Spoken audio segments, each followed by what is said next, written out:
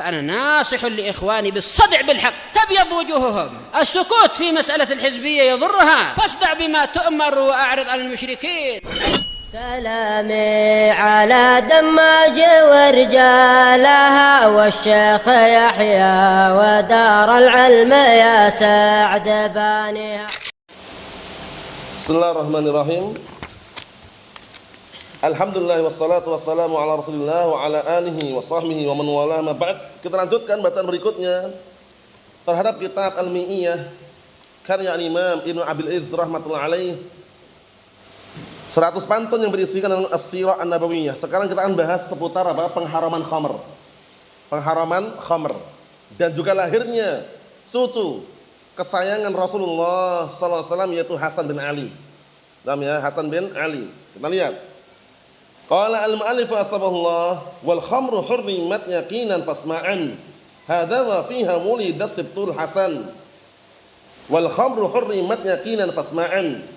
Hadza wa fiha mulida sibtul Hasan. Dan khamr, minuman keras, diharamkan secara yakin. Fasma'an, dengarkan baik-baik. Hadza, hal ini, wa fiha, dari tahun itu juga wulida sibtul Hasan, dilahirkannya sibtu, cucu Al-Hasan. Maksudnya cucu Rasulullah sallallahu alaihi wa ala alihi wasallam. Dan Hasan ini serta Husain dua-duanya dikenal dengan apa? Sayyidash syabab ahlil jannah. Nah, dua-duanya dikenal dengan apa? Sayyidash syabab ahlil jannah. Pemimpin para pemuda penduduk surga. Nah, na'am barakallahu fikum. Jadi di tahun tersebut, tahun berapa ini? 3 Hijriah, khamr diharamkan dan lahir juga siapa? Cucu Rasulullah sallallahu alaihi wasallam, siapa tadi? Al-Hasan bin Ali. Mafhum? Kemudian Al-Hasan bin Ali ini dengan Husain, ya, bersaudara kan, dikenal dengan sayyidash syabab ahlil jannah. Ibunya Hasan Husain siapa? Fatimah, dikenal dengan apa? Sayyidah nisa ahlil jannah. Pemimpinnya para wanita penduduk surga. Itu faedah loh ya, jangan sampai nanti terlewatkan, terlupakan, belum dikondisikan. Nah, kita lihat penjelasannya. Wal khamru hurrimat ay fi sanah tsalitsah min al-hijrah. Khamr, minuman keras, diharamkan pada tahun ketiga Hijriah. Ingat, tahun 3 Hijriah diharamkan apa? Khamr. Fil masyhur 'inda katsir min ahli ilm. Menurut pendapat yang masyhur ma'ruf, kebanyakan ahli ilm. Waqila, ada juga yang mengatakan innaha hurrimat fis sanah rabi'ah. Nam aqibah ghazwah Bani Nadir. Ada juga yang mengatakan bahwasanya khamr diharamkan pada tahun keempat setelah perang Bani Nadir. Tapi yang masyhur tadi itu yang jadi tolak ukur. Yang masyhur tadi, masyhur menurut kebanyakan ahli ilm bahwasanya diharamkan khamr itu pada tahun berapa? 3 Hijriah. Paham? Naam. Karena pengharaman khamr ini kan bertahap. Ya kan? Enggak langsung datang ayat haram langsung, itu enggak. Bertahap. Apa tahapannya? Siapa yang ingat?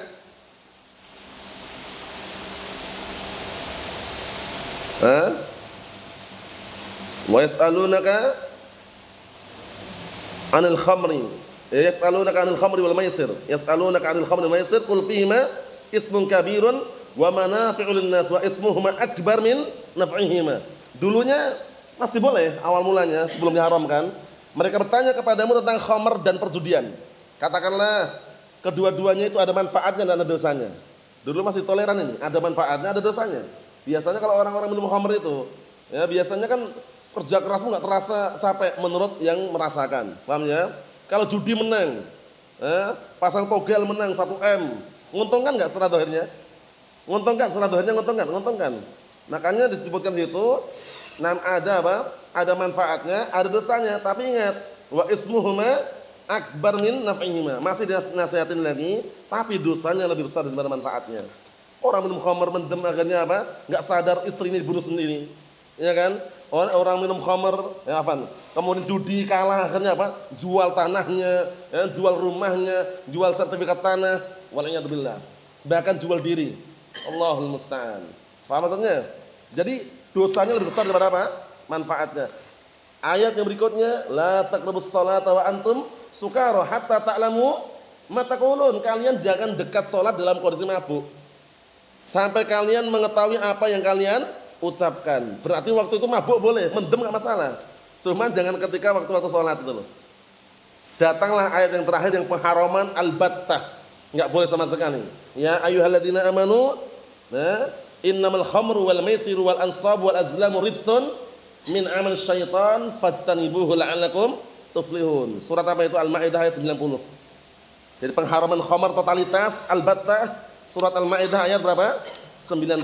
Wahai orang-orang yang beriman, sesungguhnya minuman keras, berjudi, mengundi nasib dengan panah, dan menyembah berhala termasuk amalan rijs, amalan kotor, perilaku termasuk amalan perilaku syaitan, maka jauhilah, hindarilah, tinggalkanlah, semoga kalian termasuk orang-orang yang beruntung.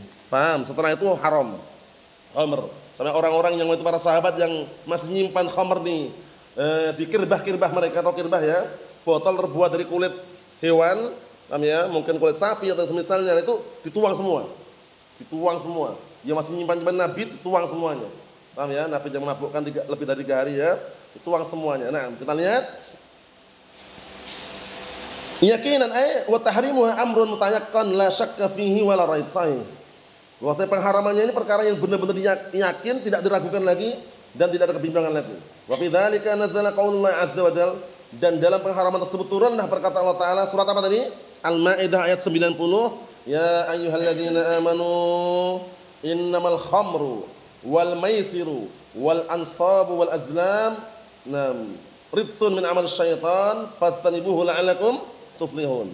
Wahai orang yang beriman, sesungguhnya minuman keras, berjudi, dan mengundi nasib dengan panah. Waktu itu orang-orang kalau ingin menentukan suatu perkara, mengundi nasib dengan panah. Mungkin dengan anak panah dilempar gitu, nanti kalau seandainya kena, maka dia tanda keberuntungan atau yang semisalnya. Atau kalau zaman sekarang, nah barakallahu fi, semacam ada batu, ditaruh di sana batu, misalkan batu, kemudian dia melemparkan semacam lingkaran kayak gelang itu, dilempar, kalau kena batu itu pas, beruntung berarti. Berangkat kerja misalkan. Nah, itu masuk juga. Termasuk apa? Bentuk-bentuk amalan jahiliyah. Paham ya? Nah, menentukan nasibnya dengan panah atau yang semisalnya. Bisa dipahami ya? Karena termasuk kesyirikan kan? Nah, kalau ada kira-kira apa? Nah, semacam tatayur lah. Kalau tempat tatayur kan dengan burung atau hewan kan, kalau ini dengan benda. Jadi misalkan ada barakallahu fik, mungkin anak panah, atau mungkin ada tempat manah, dia kalau manahnya pas ketika memanah kok pas di lingkaran tengah misalkan, nah bagus misalkan. Masuk juga itu. Paham ya? Nah. Jadi waktu itu seperti itu. Dan menyembah berhala amalan kotor. Itu termasuk perilaku apa? Syaitan. Jauhilah, hindarilah, tinggalkanlah, semoga kalian termasuk orang yang beruntung. Fasma'an sama'u qabul wa it'an, yaitu dengarkanlah dengan pendengaran yang qabul, menerima, wal it'an, tunduk. Jadi khamr haram ya, walaupun dengan berbagai macam jenis.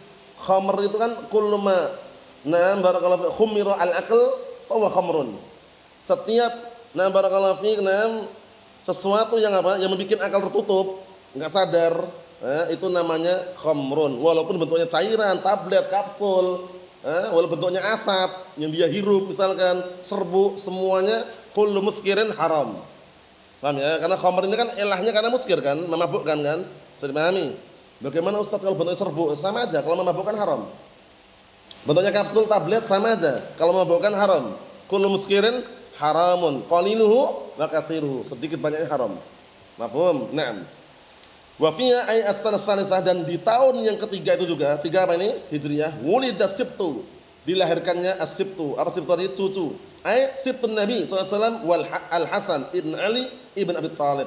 Dilahirkannya cucu Rasulullah sallallahu alaihi wasallam, yaitu siapa? Al-Hasan bin Ali.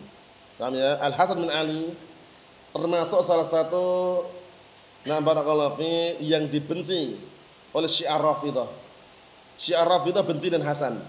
Paham ya? Alasannya apa barakallahu fiik? Alasannya Hasan ini mereka tuduh dengan pengecut, penakut. Kenapa dituduh pengecut, penakut? Karena waktu itu seharusnya akhir jabatan khilafatun nubuwah itu kan dipegang oleh Ali bin Abi Thalib awal mulanya.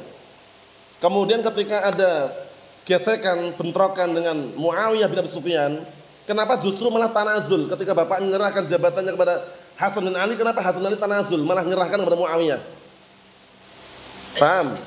Dari kisah itu Syiah Rafidhah paling benci itu. Yang istilahnya bencilah dengan Hasan ini. Kenapa? Karena seharusnya Hasan ini mempertahankan kalaupun perang-perang lawan Muawiyah itu loh.